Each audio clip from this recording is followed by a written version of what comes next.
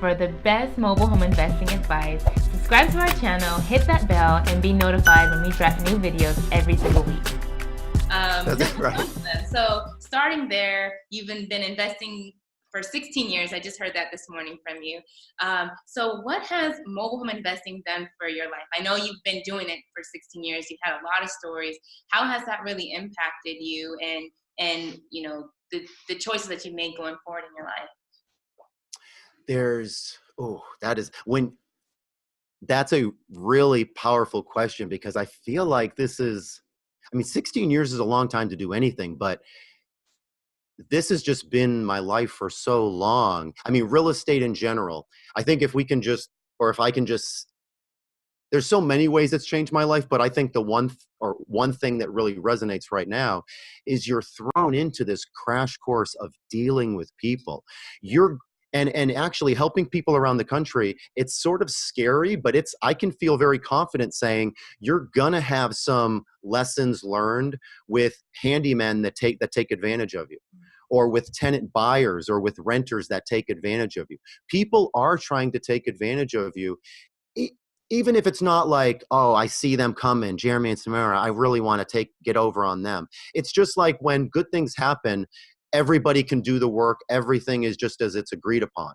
But when bad things happen, people look out for themselves, and you don't get your money, or you don't get things done when you're supposed to, or people take advantage. And so it was just this crash course in like, oh, everyone's human. Everyone's human, and human nature is like, you should protect yourself. We need to trust but verify. And so it's like that. It's like the human nature aspect of and I've just mentioned working with contractors and renters, or our tenants, not alone the buyers, or the sellers, or realtors, or other investors that we deal with. So I think just the crash course in dealing with people. And I've gotten burned a bunch of times, and I'm so glad and thankful that it was like, I guess, minimal enough to where it didn't put me out of business, or it didn't make me want to, completely run away. So I think that was inadvertently all that crap, and all like the, overcoming thing. Well, you mentioned, the feeling of being scared. You mentioned the feeling of just, the unknown, not having knowledge. And I think about ourselves, I think about all of us. I even think about that individual that's contemplating, fix and flipping a home for the first time. How do you deal with that fear? How do you get past that fear and take yourself into that action mode to ensure that you get to that end goal? How do you deal with that fear? How do you deal with it then? How do you deal with it now? I'm trying to put myself back in the beginning, and it's actually interesting, because it's a luxury and it's a privilege to see this business, to see real estate through like, I've been doing it for 16 years. It's very difficult for me to be a new person. I mean, with mobile home parks, now that I'm getting into mobile home parks and buying those, I do feel like a new person, and so I can sort of resonate that way. But like working with newer people in this business, or that's never done real estate, I can hear what they're thinking, because they think out loud and they talk to me, and it's like, oh, I wouldn't even like, that's such an obvious thing that like, as a new person, there are so many things that you're going to have questions about, and you should ask questions. Don't feel rushed to jump into anything. Go slow now to go fast later. So back then I was scared and confused and nervous and apprehensive and unsure of what the next step was. And that's being a mentor to some people. I think, and let me know if you think this is right or wrong, or people listening, like, if you're scared about something, then you don't know enough about it, or you don't have enough clarity. Now, we can't see through walls, and we can't predict the future if there's some black swan event or something that we're all not prepared for. But if you do your due diligence, if you're starting something brand new that no one's done, okay, there's so many unknowns. But if you're doing something that people have done, there's a recipe, or there are steps that you have to go from A to Z, and there's things to look out for, there's pitfalls. So it's like, you just don't have enough clarity. So ask a lot of questions, talk to a lot of people. And if you don't feel like, if you're still nervous going into a deal, that's a red flag, or it's at least a flag to bring some more people in and have like double or triple or quadruple check what you're thinking. Sure. So I guess I hope that kind of helped. Sure. No, Absolutely. that makes a lot of sense. I know we've been in the same boat as you. I know we've been taken advantage of and run into those people that want to take advantage of you. And you, especially when you're new and you have that green look on your face and you just don't know what you don't know. Yeah, that's when, but like you said, your intuition will tell you. You do have to listen to that, but always do your due diligence. Sure. I think that that's really, really great advice. So I know most people know you as the mobile home guy or the mobile home guru. Well, I'm just naming you that for now. But have you done any investing outside of mobile homes, like in just traditional real estate, or have you just stuck your whole career in mobile home investing?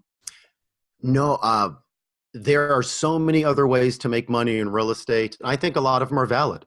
It depends on your wants, your needs, or your area, supply, demand, your goals, capital, credit, things like that, your time. Uh, I have gotten into a few different forms of real estate. I do own single family homes as well. I have some of those as long-term rentals, some of those as that I've sold on payments. Um, I did have a multifamily property near a college that I was renting out to college kids. I've since sold that. I am now getting into mobile home parks, which I'm very excited about. But my whole career, uh, Yeah. 90% plus, has definitely been mobile homes either inside of parks or attached to their own private land, their little piece of land, or maybe an acre or two. That first deal I had was 2.5 acres. It was like, the one on land that I eventually sold for cash. It was like, wow, like I own all this. This was awesome. Like I'm a landowner. I own land. But then I did get into some single family stuff after Hurricane Katrina, and I bought a couple places in Mississippi. And I remember I was so like this gland was just the greed gland. It was like, ooh, we can go in. I was hearing other people were doing it. So there was a couple people that I hooked up with that I knew from Tampa, and they said, hey, we want to go out to Katrina, to Mississippi, and buy like 3 or 4 places and fix them up and resell them. We're going to make so much money. And I'm thinking, oh, that's wonderful. And I was greedy at the time. I mean, greedy not in a way to hurt anybody, but greedy in a way that it blinded me. I think that was a big distinction because I wasn't trying to like screw people. But what happened was we got 4 places. We used mostly hard money. I put up my credit. I put up a bunch of money. The people who I trusted, one of the dudes went to jail. One of the guys or the couple contractors were taking advantage of us. I mean, doing things like in your backyard is hard enough, let alone from Tampa and then driving 1,200 miles. I don't know how long it was. It felt like 1,200 miles. To Mississippi was, yeah, it was annoying. And then like I couldn't control it. It took a toll on my bank account, a toll on my credit, and it was just like I was unsure of just a bunch of stuff. And so when I'm sure it was all my due diligence. It's my fault completely. It's the people who I trusted. It's not doing enough due diligence. Maybe just do 1 home at first and see if that works, not 4. So there was a lot of things that I did wrong. But with mobile homes, that was around a little bit after that was like the recession, the 2008 stuff. And mobile homes throughout my career have always kept me afloat. Like that's the one thing, the affordable housing, people are in there, they're working, they're paying, it's the one thing that's just always been the consistent for me. So whenever I do want to partner with somebody to do like a new build, like build a home from scratch, just because I'm curious what that entails, but I'm perfectly content just remaining in mobile homes, the parks, the ones on land, the ones in the parks. So that was my long. Oh, no problem, no problem. You mentioned so many different forms of not just mobile home investing, but real estate investing, from investing in mobile homes and parks to mobile homes on land to mobile home parks, and even developments for that individual or individuals that are very confused on which avenue to choose. What are two tips that you can provide that'll help them make that decision on where to start with mobile home investing or even real estate investing? Oh, that's a good question. The 2 tips. Whew, I mean, we could go. We could get so specific, of course. So I think I'll try to keep them general. Let me know if you want me to go a little deeper. But the 2 tips are for someone that obviously has not bought a mobile home, or maybe just one or so. Ask questions. You should have a lot of questions, and if you don't, that's weird. So ask a lot of questions. You should. And once you get those answers to those questions, ask more questions. And I don't know if this is a tip besides just have Schroeder, come here. Have an infinite amount of dedication, of determination, of ambition. Assume that you will not have to quit your job. You will not be able to quit your job for like 2 years. Assume you're going to bust your butt for like 5 years doing things that you don't want to do, to sacrifice. And then so for after those 5 years, you can live how you want. So I think maybe that's it. Like, first of all, just know that this is tough and not easy. And then secondly, ask questions. Go a little bit slower now to then go quicker later, but ask a ton of questions. Do your research. There's a lot of information out there, you know. So you can register for our free web class at the link below this video. And if you want to join a community of investors just like you, we have started a Facebook community where we share our latest tips and tricks and advice on mobile home investing to help you navigate this sometimes tricky space.